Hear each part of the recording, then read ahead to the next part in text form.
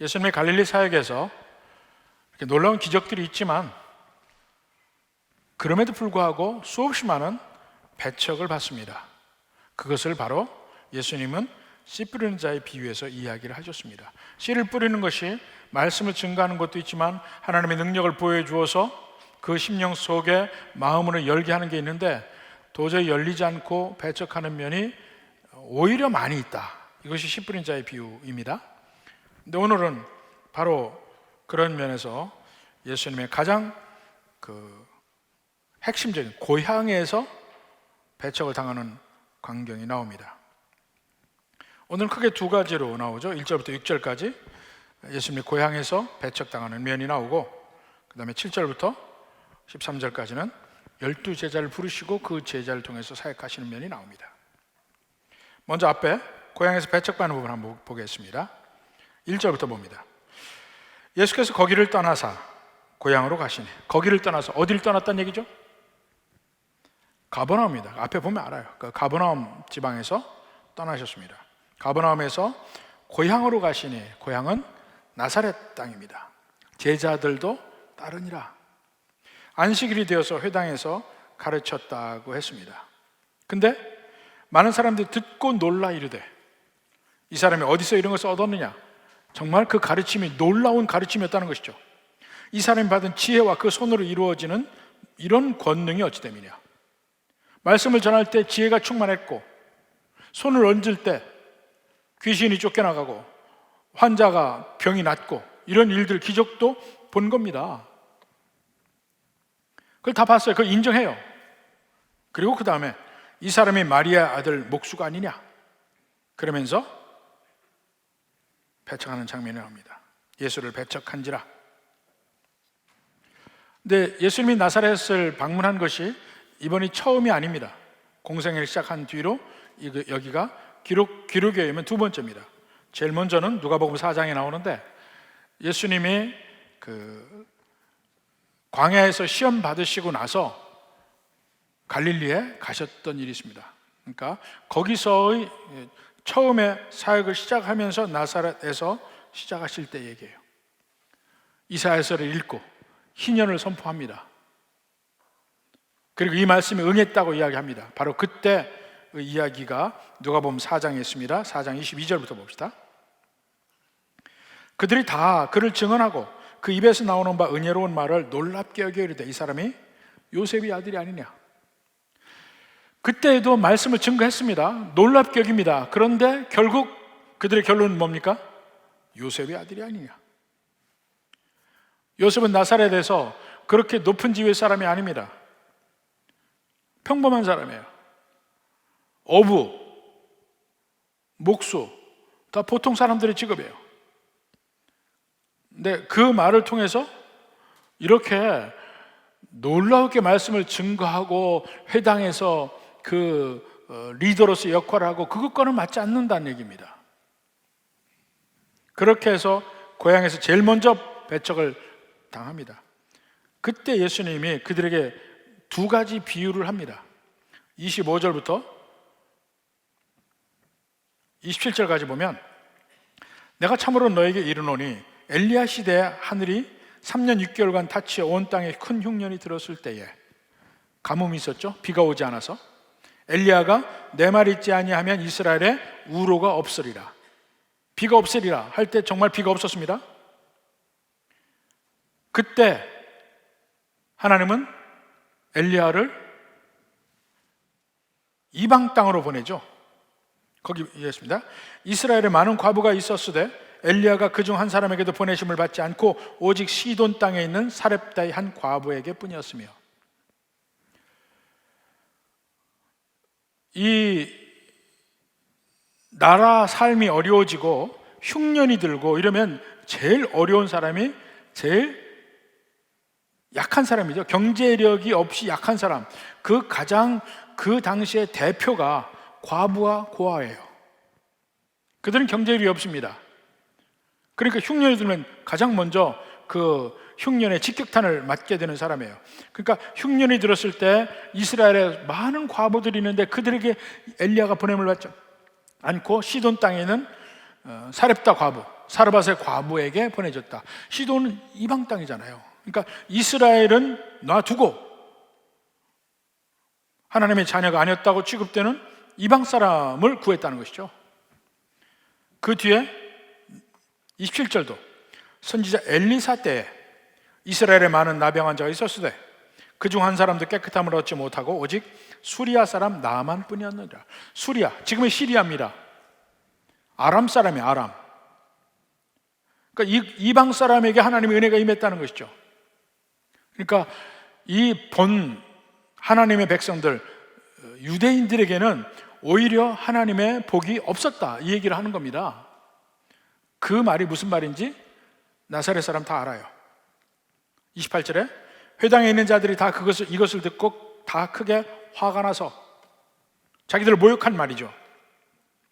일어나 동네 밖으로 쫓아내어 그 동네가 건설된 상 낭떠러지까지 끌고 와서 밀쳐 떨어뜨리고자 하되 그랬습니다.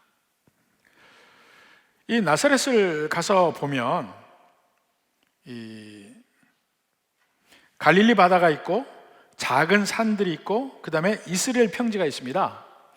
이스라엘 평지가 넓게 있고 그 다음에 이 산으로 이 얕은 산들이 있는데 그 산 사이에 분지와 같은 곳에 나사렛이라는 동네가 있습니다. 상당히 큰 동네예요. 지금도 도시입니다. 근데 거기에서 조금만 그 이스라엘 평지 쪽으로 조금만 이렇게 언덕을 올라가면 애초에 나사렛이 약간 높은 데다가 언덕을 올라가면 어떻게 됩니까? 더 높은 곳 올라가죠? 바로 앞에 동쪽을 바라보는데 낭떠러지예요. 절벽으로 낭떠러지 쫙 되어 있으면서 이스라엘 평지가 쭉 보입니다. 이 약간 산맥이 있어서 그 산맥 뒤에 갈릴리 바다는 안 보여요. 근데 그 앞에 작은 산에 모래산인데 바로 보이는 곳에 나인성이 보입니다. 나인성짜리가. 그리고 오른쪽에 약간 돌아서서 수넴이라는 곳이 보여요. 멀리 있습니다. 그리고 왼편에 보면 다볼산이 보이고 이렇게 다 보여요. 그리고 남쪽으로 보면은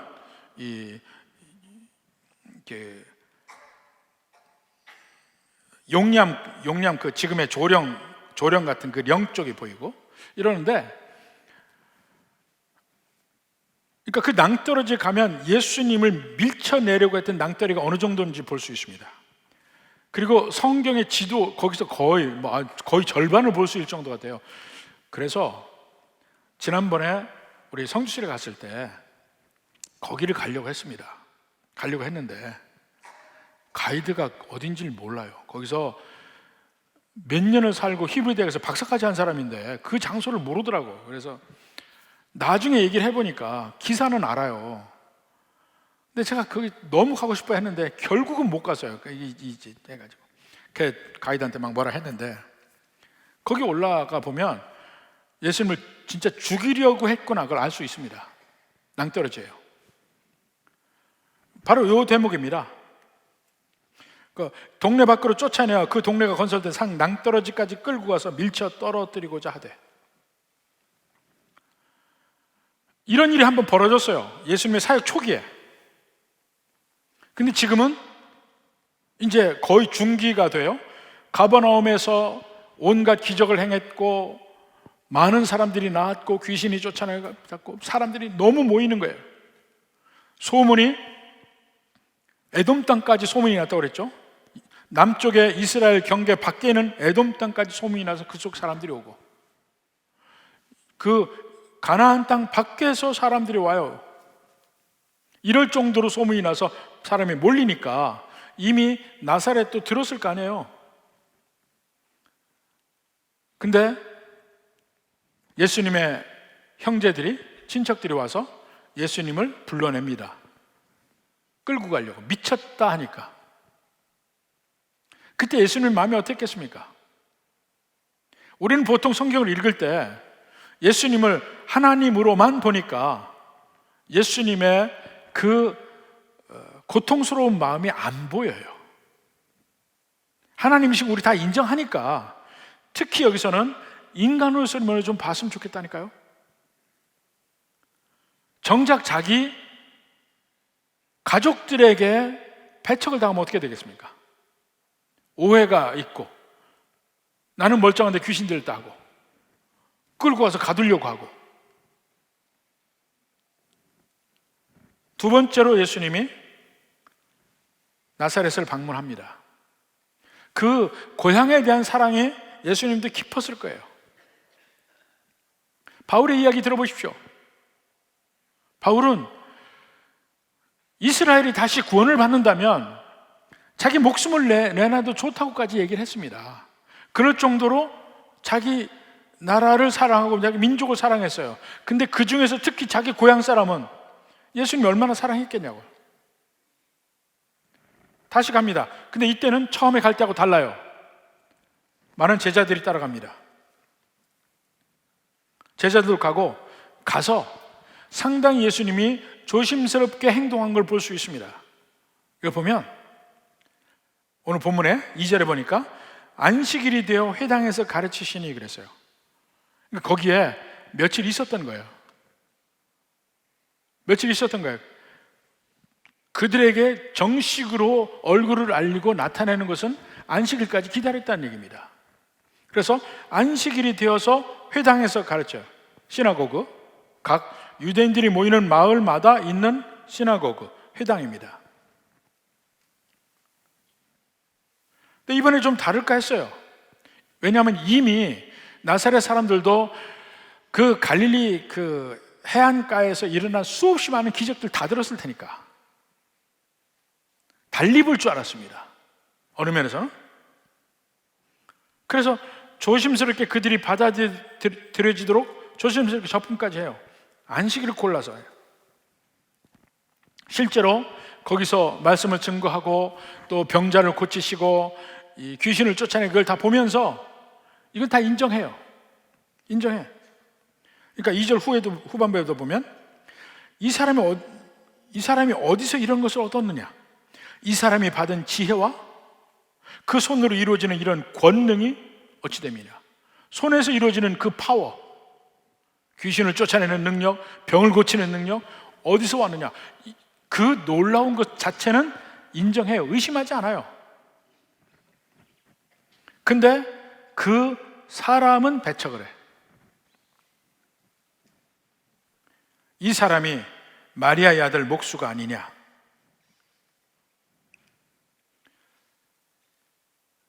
앞에 누가 보면 제일 먼저 그 나사렛 왔을 때는 그가 요셉의 아들이 아니냐? 누가 보면 4장 22절에 보면 요셉의 아들이 아니냐 이렇게 얘기했습니다. 요셉은 아버지죠. 근데 여기서는 마리아의 아들 목수가 아니냐? 목수는 보통 사람의 직업이에요. 마리아의 아들. 사실요, 이스라엘에서 언제나 남자만이 인정을 받았습니다. 그러니까 모든 계보가 남자에서 남자로만 흘렀어요. 아버지에서 아들로. 그러니까 당연히 불러야 되면 요셉의 아들이라고 불러야 돼요. 근데 뜬금없이 마리아의 아들이라고 했잖아요. 이것은 사생자나 창기의 아들에게만 붙이는 말이에요. 얼마나 무시했겠냐고요. 마리아의 아들 목수가 아니냐. 그 속에는 그 사람을 낮춰보는 그게 가득 들어있는 거예요. 정작 예수님의 본질, 예수님의 가르침, 예수님의 능력 행함 이걸 다 보고 있음에도 불구하고 그 사람 그 뒤에 자기가 어찌할 수 없는 그 사람의 출신 성분이나 이걸 가지고 폄하합니다. 아주 안 좋은 거죠. 인간들이 그렇게 해요. 그러니까 예수님도 그러한 인간관계에 있어서의 희생자인 거예요. 나사렛에서 무슨 선한 것이 나겠느냐 에서부터 시작해서 정작 나사렛 사람 중에서는 저 마리아의 아들 아니냐 사생자라는 걸 이미 안 것 같아요. 그 동생들이 쭉 나와요. 야고보와 요셉과 유다와 시몬이 형제가 아니냐. 근데 굳이 예수님에게는 마리아의 아들이라고 그랬어요.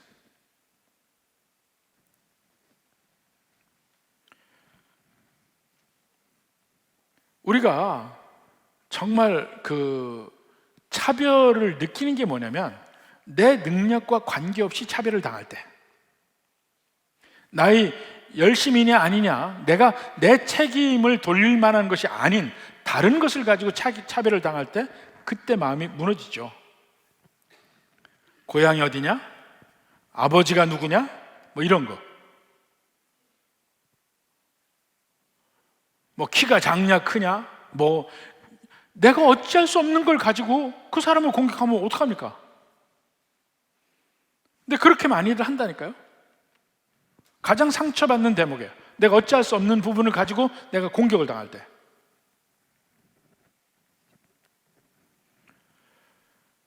그리고 이 사람들에게 볼 수 있는 것은,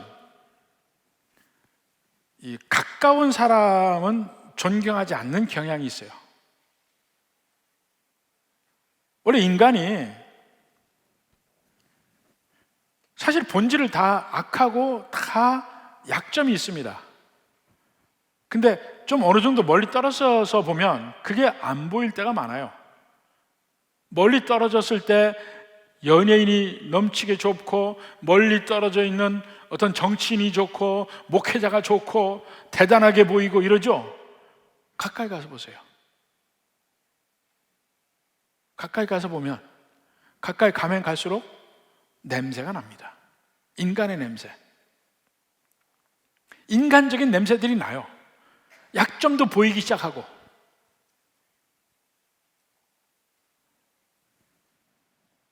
그래서 존경하지 않게 되죠. 오히려 무시하게 되죠. 너도 별 볼 일 없는 사람이구나, 이렇게 느끼는 거예요. 사실 가까이 갈수록 안 좋은 면, 약한 면, 더러운 면 다 보입니다.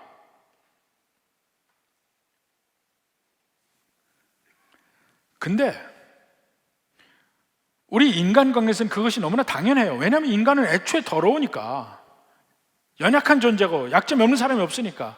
그렇지만 예수님만은 달라요. 예수님은 가까이 갈수록, 가면 갈수록 아름다움이 더 선명하고, 완벽함이 더 완벽해 보이고, 알면 알수록 더 존경하고 더 사랑하게 되어 있단 말입니다. 오히려 예수님이야말로, 제가 지난번에 얘기했죠, 교회의 스테인드 글래스 같아요. 겉으로 볼 때는 성경 말씀대로면 흠모할 만한 것도 별로 없는 것 같아.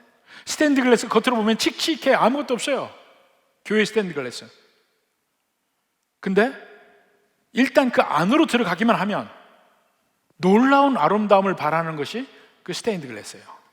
기가 막혀요. 유럽에 가서 보면 그 유명한 성당마다 그 스테인드 글래스가 정말 아름다운 데가 많이 있습니다. 뭐 체코 프라하에 가면 그 제가 여러분께 보여드린 것이 그 비투스 성당의 스테인드 글래스를 보여줬어요. 가는 곳마다 이 성당마다 보면 그렇습니다. 그러니까 안에 들어가면 오히려 더 아름다운 게, 그게 어쩌면 예수님을 표현했다고 생각할 수 있어요. 가까이 가면 갈수록, 믿음의 눈으로 보면 볼수록 예수님의 아름다움과 거룩함과 사랑함이 보여주는 겁니다. 그래서 우리는 예수님에 대해서 자꾸 더 가까이 가려고 하고 노력을 해야 됩니다. 근데 우리가 믿다 보면 교회에서도 처음엔 아무것도 모르다가 일을 하게 되고, 그러면 그 믿는 사람들 중에서 그래도 존경받는 리더들을 더 가까이서 보게 됩니다. 그러면 실망해요. 그 인간적인 면을 보니까. 또 목사를 봅니다. 전에 안 보이던 목사의 어떤 부분을 볼 수가 있습니다. 또 실망합니다. 인간적인 부분 보고 또 실망하고. 그래서 오히려 더 신앙이 떨어진다고 얘기하는 사람들도 있어요. 근데 그때야말로 여러분이 정말 신앙적인 자세가 필요합니다.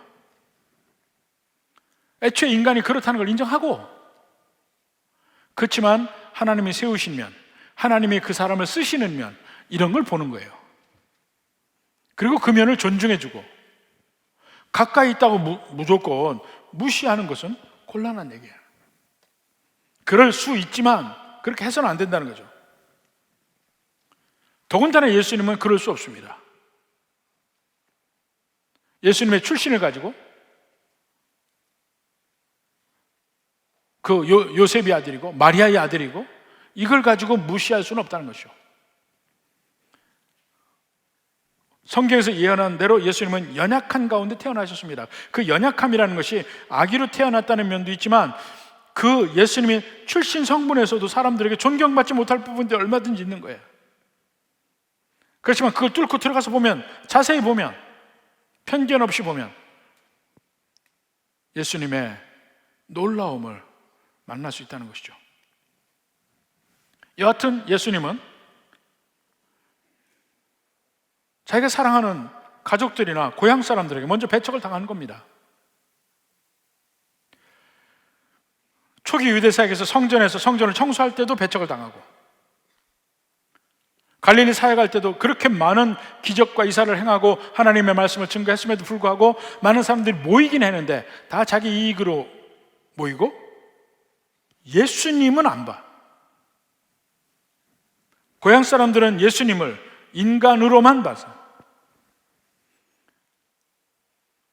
하나님이 함께 하심, 하나님의 능력 주신 메시아 삼으심 이런 건 전혀 안 보인 거죠. 그래서 그 이후에 사도행전에 가서 보면 결국 그들이 배척하고 해서 마침내 온 이스라엘을 배척해서 예수님을 예루살렘의 십자가에 못 박았잖아요. 그 뒤에 사도행전에서 사도행전 2장의 베드로의 설교에서부터 출발해서 스데반의 설교, 사도 바울의 설교 보면 하나같이 핵심적인 말을 합니다. 이스라엘이 거부했던 그가, 거부해서 죽임당한 그가 다시 살아나셔서 구세주가 되었다. 이 면이 계속 나옵니다. 근데 여하튼 지금 나사렛에서 배척을 하잖아요. 배척을 하니까 예수님이 거기서 기적을 행하지 않습니다. 기적을 행하지 못했다고 그래요. 거기 보니까 5절에 봅시다. 거기서는 아무 권능도 행하실 수 없어. 다만 소수의 병자에게 안수하고 고치실 뿐이었고, 기적이 나타나지 않아요. 그들이 믿지 않음을 이상히 여겼더라. 이렇게 놀라운 기적들이 있음에도 불구하고 나사렛 사람들은 불신앙으로 나와요. 예수님의 지혜도 받고 예수님의 권능도 받고 그럼에도 안 믿습니다. 가까이 있는 사람이라 해서. 기적은 언제나 멀리서 일어나는 줄 알아. 바로 내 옆에서 기적이 일어날 줄은 아무도 이상하지 않아요. 기대하지도 않고 믿지도 않아요. 마치 인간이 얼마나 어리석으냐면, 인간은 다 죽을 거니까 나도 죽을 거다 다 인정해. 근데 내일 죽을지는 인정하지 않아요. 내일 죽을지는 몰라. 내일은 안 죽을 줄 알아. 매일매일 살아가면서 내일은 안 죽을 줄 알아. 그런데 내가 죽는 내일이 언젠가는 온다니까요. 거기서 아무런 능력을 행할 수 없다. 이 불신앙이 있을 때 그게 능력이 안 나타나는 것은 예나 지금이나 똑같은 것 같아요. 믿음과 기적은 연결되어 있어요.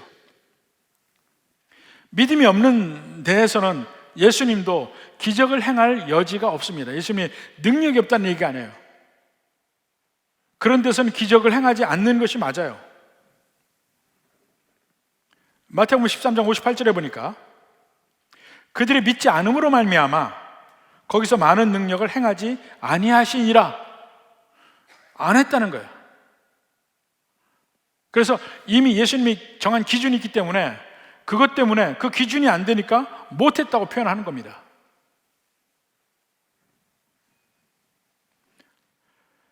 이게 뭐냐면 결국은 우리가 다시 씨 뿌리는 자의 비유로 돌아갑니다. 씨 뿌리는 자의 비유에서 씨 뿌리는 자가 씨를 뿌리잖아요. 씨를 뿌리는데 당연히 생명의 씨를 뿌리는데도 불구하고 세 종류의 땅에서는 싹이 안 납니다. 낮다가도 말라 비틀어져요. 길가 바위 위 가시덤불. 다수에서는 열매를 맺지 못해요.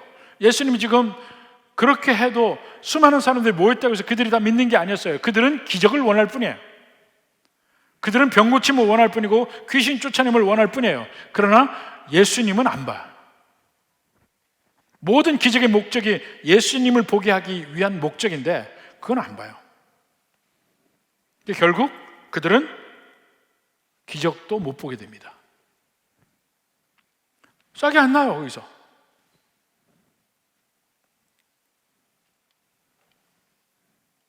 그러니까 불신앙은, 믿지 않음은 하나님의 능력이 임하는 것을 거부하는 겁니다. 만약 교회에 불신앙이 넘친다면 그 교회는 능력을 잃어버리게 됩니다. 하나님의 능력을 기대할 수도 없어요. 오직 하나님을 믿는 데에서만 하나님의 능력을 알 수 있습니다. 경험할 수 있고. 저도 설교자로서 그런 면을 많이 느껴요. 물론 제가 설교를 위해서 준비를 하고 설교하고 하지만 이제 우리 교회 말고 이제 다른 교회에서 이제 제가 설교할 때가 많이 있었습니다. 그러면 이 어느 교회에서 설교하면 정말 힘들어요. 분위기 자체가 냉랭해. 이미 마음이 차갑게 있고 전혀 하나님의 말씀을 기대하는 마음이 아니야. 그 교회는 복음이 없거나 아니면 싸움이 있거나 둘 중에 하나야. 그럼 사람들이 마음이 다 닫혀 있어요. 근데 그렇게 되면 어떻게 되는지 아십니까? 똑같이 내가 준비한 설교인데 설교가 안 돼요. 버벅거려. 자꾸 생각도 끊기기 시작하고 예화도 생각이 안 나고 안 풀려. 설교가 할 수가 없어요. 그러니까 말씀의 능력을 그들이 어떻게 경험하겠어요? 근데 어떤 데 가면 이미 설교 시작 전에 막 은혜가 충만하게 느껴져요. 그러면 너무나 편하게 내 속에 없던 말씀까지도 막 그 속에서 파서 끄집어내는 것 같은 기분이 돼요. 이분들에게는 말씀의 풍성한 잔치가 있는 거야. 같은 설교를 가지고 설교하는데 달라요. 예수님도 그런 면을 느끼신 거예요. 자, 히브리서 11장 6절 봅시다. 믿음이 없이는 하나님을 기쁘시게 하지 못하나니 하나님께 나아가는 자는 반드시 그가 계신 것과 또한 그가 자기를 찾는 자들에게 상 주시는 이심을 믿어야 할지니라. 주님을 찾고 주님을 의지하고 주님을 믿는 사람들이 있을 때 하나님은 거기에 상을 주신다는 거예요. 여러 가지 다양한 종류로 하나님이 기뻐하시고 주시는 무엇인가 있어요. 다시 이것이 씨 뿌리는 자의 비유예요. 생명력 있는 씨를 뿌렸음에도 불구하고 그 밭 때문에, 밭의 상태 때문에 열매 맺지 못해요. 이게 제일 먼저 얘기하는 거예요, 이 면이. 그런데 예수님은 그때 어떻게 합니까? 좋은 땅을 향해요. 좋은 땅을 향해. 그게 누구냐면 제자들. 그래서 7절부터 제자들이 나와요. 자, 7절 봅시다. 12제자를 부르사 둘씩 보내시며 더러운 귀신을 제어하는 권능을 주셨다. 둘씩. 이 둘씩 가는 게, 항상 둘이라는 게 그 유대 율법에 보면, 신명기도 보면 항상 증인이 되려면 혼자의 증인만 가지고는 안 됩니다. 반드시 2명 또는 3명의 증인이 필요합니다. 신명기 19장 15절 봅시다. 사람이 모든 악에 관하여 또한 모든 죄에 관하여는 한 증인으로만 정할 것이 아니요 2 증인의 입으로나 또는 3 증인의 입으로 그 사건을 확정할 것이며. 법정에서 재판할 때도 증인은 2 이상이 돼야 돼요. 그러니까 모든 것이 확정적으로 얘기되려면 증인이 둘 이상 돼야 된다는 것입니다. 그래서 예수님도 둘씩 보내잖아요. 근데 이 둘씩 보내는 게 예수님만 그런 게 아니에요. 세례 요한도 예수님께 제자들을 보낼 때 둘을 보냅니다. 누가복음 7장 19절 봐요. 요한이 그 제자 중 둘을 불러 주께 보내어 이르되 오실 그이가 당신이 오니까 우리가 다른 일을 기다려오리까 하라. 이렇게 얘기해서 보내요. 둘을 보내요. 또 초대교회에서도 선교 여행을 보냅니다. 안디옥에서, 수리아 안디옥에서. 그때 제일 먼저 바울과 바나바를 세웁니다. 그 둘을 보내. 그러니까 두 사람이 1차 전도여행을 갔다 옵니다. 근데 그 중에 물론 따라다니는 사람도 있어요. 그 중에 하나가 누구였냐면 마가였어요. 마가. 이 마가복음의 저자 마가가 따라갔습니다. 근데 결국 도중하차하고 다시 돌아가 버려요. 먼저 그걸 끝까지 못 갑니다. 뭔가 자기에게 어려운 일이 발생한 거예요. 바울과 바나가 둘이 1차 전도여행 다녀왔어요. 지금의 터키 남부지방이에요. 그리고 나서 이제 얼마 후에 2차 전도여행을 또 나갑니다. 또 다시 바울과 바나바가 또 선정이 돼서 그들이 가려고 합니다. 근데 둘이 싸움이 났어요. 바나바는 자기 조카 마가를 데리고 가려고 그래.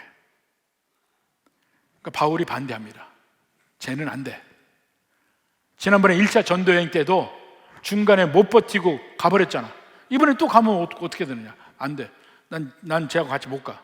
바나바는 그래도 내가 꼭 데리고 가려고 그래. 결국 싸움이 나고 헤어집니다. 헤어져서 바나바는 바울을 데리고 전도여행을 떠나고 바울은 실라를 데리고 2차 전도여행을 떠납니다. 결국 둘이잖아요. 또 둘이 갔다가 이번에는 나누어져서 또 한 사람씩 해가지고 둘씩 또 갑니다. 이것이 이제 전도하러 다닐 때 혼자 가는 것보다는 둘이 더 좋은 것 같아요. 근데 이것을 우리보다는 오히려 이단들이 더 잘 배웠어요. 이단들이 사람들에게 접근할 때 꼭 둘씩 접근합니다. 2대1로. 제가 어려서 국민학교 다닐 때, 초등학교 다닐 때 우리나라에 멀끔한 백인 청년들이요 하얀 와이셔츠를 입고 성경책 끼고 전도하러 많이 다녔습니다. 그 사람들이 제게도 전도지를 줬어요. 그게 세상 내 제일 처음, 일생에 제일 처음 받아본 전도지예요. 근데 이렇게 보니까 어느 분이 농사짓고 일을 하다가 어떤 숲속에 들어갔는데 숲속에 막 빛이 나는 책이 있어서 봤더니 그것이 하나님이 주신 성경이더라. 그것이 뭐냐면 몰몬경이에요. 조셉 스미스라는 사람이 제일 먼저 그 내용이 그랬어요. 야, 그거 신기하다. 그리고 제가 읽어봤습니다. 그때 그런 내용이었어요. 근데 제가 읽고 나서 이거 이상하네 생각이 들었습니다. 왜냐하면 이미 제가 초등학교를 들어가기 직전에 주일학교를 다녔잖아요. 석 달. 그게 얼마나 제게 큰 힘이 됐는지 모르요.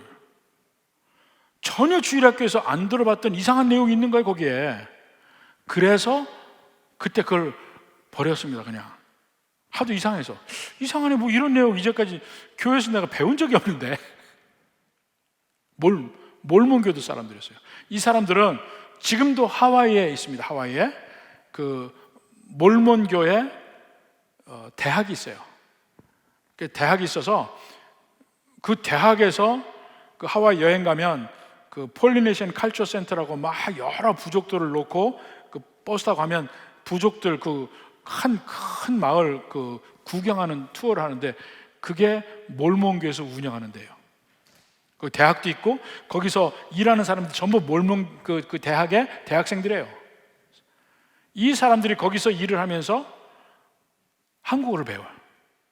몇 달을 한국어를 배워가지고 한국에 와서 그 서툰 한국말로 전도하는 거야. 몰몬교를. 그때 제가 전도를 당했어요. 나중에 보니까 꼭 둘씩 다녀요.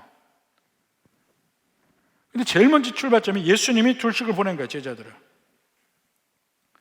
이 둘이 보낸 것은 아까 얘기한 대로 신명기에 나오는 그 법대로 그 증언의 신빙성을 위해서 둘을 보내는 면도 있고, 또 다른 면은 다니면서 혼자 다니는 것보다 훨씬 힘이 되죠. 서로 기도도 해두고 서로 도와줄 수도 있고 하니까. 그리고 그들에게 악한 영을 물리치는 권세를 주었다. 파워를 준 거예요. 기도할 때마다 다 나가는 거야. 그래서 사람들이 그들의 말을 믿고 복음을 받아들이고 많은 사람들이 믿게 되는 겁니다. 이게 씨 뿌리는 자의 비유가 이루어지는 거예요. 수많은 사람들이 배척하고 알지 못하지만 믿게 된 소수의 사람 예수님이 보냈더니 그들을 통해서 엄청난 일들이 벌어지는 거예요. 근데 그들을 보낼 때 주님이 먼저 말씀으로 가르치고 보냅니다. 보시죠. 8절부터 명하시되 여행을 위하여 지팡이 외에는 양식이나 배낭이나 전대의 돈이나 아무것도 가지지 말며 신만 신고 두 벌옷도 잊지 말라. 이렇게 얘기해요. 간편하게 가라 이겁니다. 간편하게. 우리가 여행할 때 왜 짐이 많아집니까? 가서 무슨 일이 벌어질지 모르잖아요. 날이 맑을지도 몰라, 더울지도 몰라. 얇은 옷 준비하죠. 추울지도 몰라. 두꺼운 옷 준비하죠. 수영할지도 몰라. 수영복 준비하고 타월 준비하죠. 등산할지도 몰라. 등산화 준비해야 되죠. 모든 가능성을 생각하면 점점 거기에 대비해서 짐이 늘어납니다. 제가 미국에서 목회할 때 이 총회에서 일을 하게 됐습니다. 그래서 총회를 플로리다에서 하는데 그때 이제 일을 하는 사람들이 일주일 먼저 가서 일주일 동안 일을 했어야 돼요. 그때 이제 제가 총회 고시부 서기 했는데 이제 고시를 봐야 돼. 이제 목사 후보생들에게. 미리 갔습니다. 그래 가서 이제 호텔에 짐을 푸는데 한 방에 둘씩 들어갔어요. 저하고는 이제 그 부장인 다른 목사님하고 한 방을 쓰는데 제일 먼저 이제 방에 들어갔더니 그분이 제게 첫 마디 하는 말이 처음 분이었어요. 처음 보는 분이었어요. 그때 임인가요? 그러더라고요. 짐을 하도 많이 가져간 거야. 그분은 아주 가볍게 왔어요. 근데 저는 아주 이민 가방 제대로 들고 들어간 거야. 일주일 거기 있는데 임인가요? 되게 그 말이 신선하게 느껴지기도 하고 또 여행에서 내가 너무 많이 짐을 가져가는 것도 느끼기도 하고 막 그랬습니다. 우리 선교지 가잖아요. 단기 선교. 선교지를 갈 때도 보면 사람들의 짐이 다 틀려요. 바리 많이 싸우는 사람이 있고 조금 싸우는 사람도 있고. 근데 왜 많이 싸게 됩니까? 많이 싸게 되는 이유가 앞으로 일어날 수없이 많은 일에 대비하려고 그러는 거예요. 이런 일이라면 이것도 대비할 수 있게, 저런 일이라도 대비할 수 있게. 그건 우리 인생길도 마찬가지예요. 우리 인생길도 왜 자꾸 내가 많이 쌓아놓습니까? 앞으로 혹시 모를 일을 대비하느라고. 어떤 일이 벌어지면 그걸 대처를 해야 될 거 아니에요. 이를 위해서 필요한 게 뭐니 해도 머니가 필요해. 돈이 필요해. 그 돈을 모아놔야 돼. 돈이 없으면 무슨 일이 벌어질 때 대처를 못하니까 낭패를 볼 수가 있어요. 또 어떤 권세가 있으면 좋겠어요. 그 권세가 있으면 없던 때보다 내가 뭔가 해결할 수 있는 방법이 생길 거야. 힘으로. 또 다른 사람의 인기도 마찬가지예요. 문제가 생기면 어떤 사람은 이거 얼마 들까 생각하고, 문제가 생기면 어떤 사람은 내가 누구한테 전화해야 되지? 이 생각하는 사람이 있어요. 전화로 얘기해서 해결을 해. 그러니까 그 사람들이 많아야 돼. 이를 위해서 투자해요. 이런 모든 것이 우리가 인생에 끌고 가는 짐들입니다.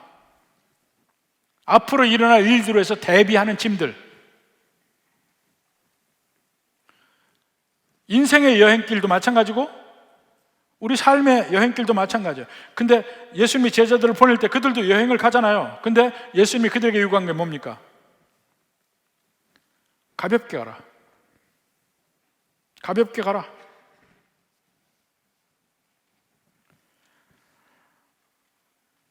지팡이 외에는 양식이나 배낭이나 전대의 돈이나 아무것도 가지지 말며 신만 신고 두 벌 옷도 입지 말라.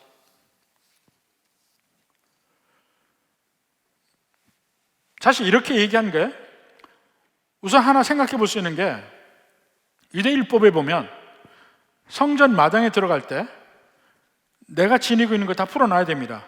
지팡이, 신발, 전대 다 풀어놓고 성전 마당에 가야 돼요. 그런 의미에서 어쩌면 예수님은 그 제자들이 가는 곳곳마다가 하나님의 성전 들어가는 마음으로 가라고 그렇게 했을지도 모른다 하고 생각할 수도 있어요. 근데 그보다 더 우리가 인정하는 이유는 뭐냐면, 지금 얘기한 대로 많은 걸 내가 가지고 있는 것을 많이 의지할까봐 다 놓고 가라는 얘기예요. 문제가 생기면 내가 가지고 있는 걸로 해결하려고 하지 말고 예수님을 바라보라는 거죠. 오직 주님만을 믿고 의지해서 일을 처리해. 이 모든 여행의 길을 믿고 가라 이겁니다. 그래서 많은 분들이 전도여행을 떠날 때 아무것도 없이 떠나는 경우도 많이 있어요. 이 90년대에는 중국이 막 문호를 개방하려고 할 때입니다. 그때 한국교회가 중국에 엄청나게 선교를 들어갔어요. 이미 한국교회는 그때 많이 부흥해 있는 상태고, 80년대 한국교회가 엄청나게 부흥했거든. 70년대 출발해가지고. 그러니까 돈도 많고 하니까 중국의 문이 열리기 시작하면서 막 들어갔습니다.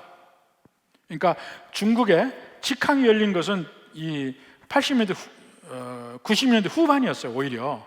근데 초반부터 전 세계가 가고 하는데 그때 이미 한국교회가 엄청나게 갔습니다. 저도 90년대 초반에 중국에 가서 동북 삼성에서 그 교회 리더들을 가르쳤습니다. 1년에 2번씩 이렇게 가가지고 가르쳤는데, 동북 삼성이라면 길림성, 연영성, 흑룡강성, 이 세 성을 동북 삼성이라고 해요. 여기에 조선족이 많이 삽니다. 심양이라는 데가 옛날에 우리 일제강점기에는 봉천이라고 부른대요. 저희 아버지가 봉천에 사셨습니다. 그때. 근데 거기 가서 가르치는데 시골에 몰래 가서 한번 가르치기도 하고 시내에서도 가르치기도 했는데, 한번 이제 시내에서 가르치고 나서 마지막 이제 한번 파티를 하자. 그래가지고 이제 공부를 다 끝마치고 파티를 하는데 이제 개고기집을 갔습니다. 조선족만이 개고기집 운영을 해요. 처음으로 가서 거기서 이 음식이 나오는데 모든 재료가 개예요. 그래서 계란탕이 나오는데 거기 개고기 들어가 있고, 탕수육도 개고기로 탕수육이 나오고, 모두 탕수육, 음식이 한 상 가득하게 나와요. 전부 개판이야, 개판. 근데 음식이 정말 맛있게 하더라고. 집은 허름한데, 근데 먹고 이제 거기서 간담회 하는데, 한국교회가 당신들에게 뭘 해줬으면 좋겠냐고 물었어요. 그랬더니 거기서 리더 되는 한 분이 얘기해요. 우리가 한국교회가 바라는 것은 안 왔으면 좋겠다 그래. 안 왔으면 좋겠다. 깜짝 놀랐죠. 한국교회가 그냥 돈만 쌀고 들어와서 중국에 막 이제 처음 믿고 커가는 교회를 다 타락시킨다는 거예요. 깜짝 놀랐습니다. 선교는 돈 가지고 들어가는 생각하는데 절대 돈이 아니라는 거예요. 그때 그분들 교회 리더지만 다 어려운 생활을 했어요. 그런데 성경책은요, 우리도 가지기 힘든 우리나라에서 제일 비싸고 좋은 성경책 다 가지고 있어요. 전부 한국에서 선교사님들이 보내준 거예요. 모든 필요를 다. 그럼 뻑하면 예배당 지어주고, 뻑하면 예배당 지어주고. 근데 그 사람들이 힘을 내서 지은 예배당이 아닌 그냥 한국교회에서 돈을 내서 지어준 예배당은 다 교회가 없어졌어요. 덩그러니 건물만 남았어요. 오히려 그 돈에 찌들린 거예요. 오지 말래요.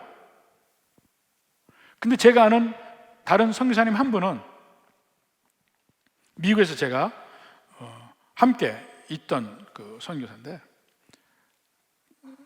제가 목회를 할 때 신학생이었어요. 근데 나중에 이제 몇 년 뒤에 보니까 한국에 와서 중국 선교사가 됐더라고요. 근데 이분은 참 덩치도 작은데 정말 진실한 분이었어요. 근데 어떻게 선교하냐 그러니까 자기는 돈도 없대. 그래서 한 푼 없이 그냥 동북 삼선 쪽에 조선 쪽 있는 그 마을에서 마을로 이렇게 다닌대요. 다니면서 배고프면 들어가서 나 배고프니까 밥 좀 달라고 그러는데, 그때는 중국이 어려웠어요. 그러니까 한심하지. 한국에서 선교사라는데 당연히 그 사람들 느낄 때 한국 선교사는 돈이 많아요. 그런데 이 사람은 돈이 없다고 밥 달라고 그러는 거야. 왜 당신은 한국 선교사인데 왜 이렇게 돈이 없어? 나는 돈이 없어. 그러면서 거기서 그들이 먹는 밥을 먹고 전도하고 그러고 다녔어요. 몇 년 뒤에 이 사람을 통해서 믿는 사람이 진실하게 예수님 믿는 사람들이 됐어요. 근데 한국 선교사님들이 중국이나 러시아 가가지고 돈을 가지고 와서 돈을 뿌릴 때는 갑자기 부흥해져요. 일하는 사람도 많고. 근데 몇 년 지나고 나서 보니까 그때 비로소 그게 가짜라는 걸 느끼기 시작했어요. 오히려 선교사님 옆에서 돕는 일이 거기서 직장 잡는 것보다 훨씬 더 월급이 많은 직책이었어요. 그러니까 그걸 일하는 거야. 그리고 공산당에 찌든 사람은요, 상대편이 뭘 원하는 봐서 그대로 해주는 게 너무나 익숙해요. 그러니까 막 은혜 받은 척을 하는 거야. 한국 선교사들이 다 거기에 홀딱 넘어가가지고 부흥한다. 나는 능력 있는 선교사인가 봐. 웬걸? 나중에 보니까 다 사상 누각이었어요. 그런 일들이 비일비재하게 벌어졌어요. 예수님은 제자들을 보낼 때 아무것도 하지 말라. 분명히 이걸 아신 거예요. 오히려 그렇게 할 때 간 사람도 정말 주님만을 의지하고 복음을 증거하게 되고, 간 집도 이 사람들이 가진 돈을 보고 마음이 동해서 장난치지 않고 진실하게 받아들이고 믿을 수 있게 만든 겁니다. 그렇게 한 거예요. 초대교회도 마찬가지였어요. 초대교회도 사도행전 3장 6절에 보면 베드로가 성전 앞에 있는 안진뱅이를 보고 얘기합니다. 베드로가 이르되 은과 금은 내게 없거니와 내게 있는 이것을 내게 주노니 나사렛 예수 그리스도의 이름으로 일어나 걸으라. 능력이 있는 거예요. 능력은. 그러나 은과 금은 내게 없다 얘기하잖아요. 이렇게 갑니다. 예수님이 둘씩 제자들을 보낼 때 돈 가지고 하게 하지 않았어요. 그러니까 돈이 없어서 사역을 못한다, 이건 말이 아닌 거예요. 하나님을 믿고 의지하는 마음이 있느냐, 그게 더 중요한 것이지.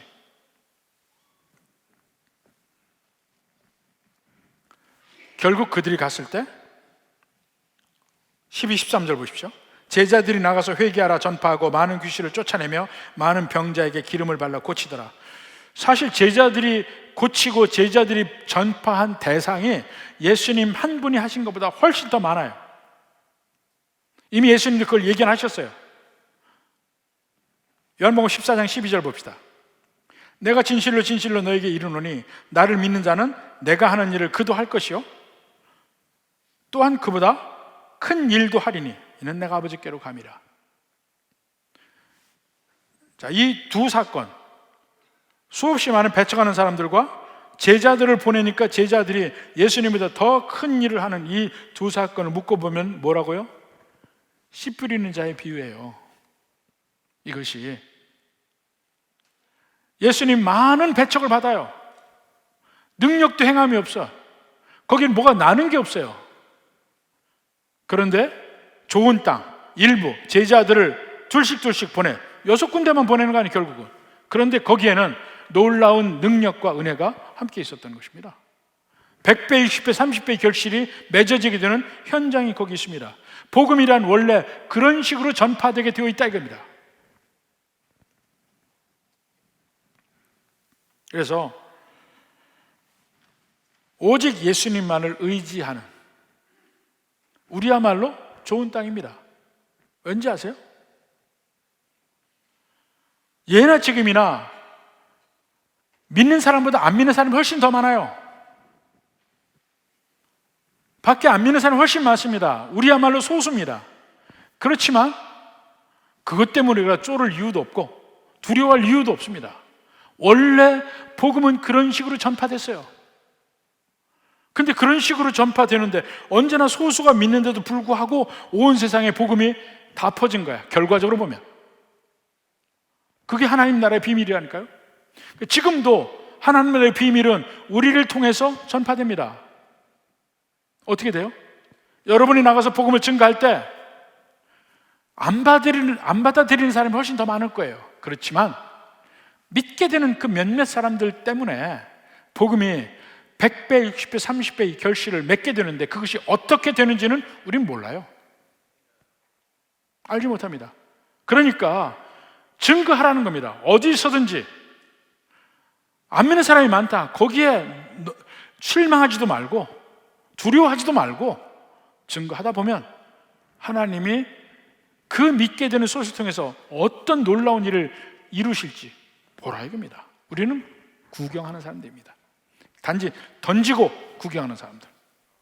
부디 이 은혜가 있어서 함께 복음을 온전히 때를 어떤지 못하지 온전히 증거하는 모든 성도 되기를 주님의 이름으로 축원합니다.